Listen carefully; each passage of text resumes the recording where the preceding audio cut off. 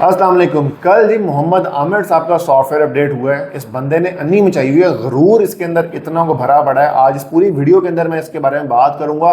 इसने क्रिकेट को, पाकिस्तान को मजाक बनाया हुआ है। पाकिस्तान के यंगस्टर्स के अगेंस्ट ये बकवास कर रहा है, पाकिस्तान के यंगस्टर्स के अगेंस्ट ये उठ के आ रहा है। और जब इंटरनेशनल मैचेस के अंदर इसका इंडिया के साथ, दूसरों के साथ इसका दोस्ताना ही नहीं खत्म हो रहा होता था।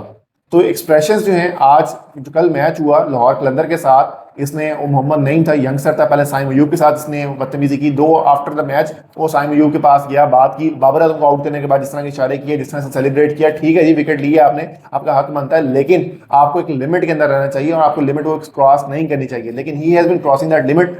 और उसके बाद सैम ब्लिंक्स ने जो इसका हाल किया है, और उसने पोस्ट मैच के अंदर ही बताया कि आप जिस तरह इसने मुझे ILT20 के फाइनल के अंदर आउट किया था बाउंसर के ऊपर, और मुझे लग रहा था कि मुझे फिर बाउंसर मारेगा और मैं उसके लिए तैयार था, और जैसे ही इसने बाउंसर मारा मैंने उसको छक्का मारा। आमिर साहब के जी ओवर के अंदर, 4 ओवर के अंदर 48 रन कंसीड किए, और ये बैठ के तबसरे ऐसे कर रहा होता था कि पता नहीं कौन सी तोप चीज़ है।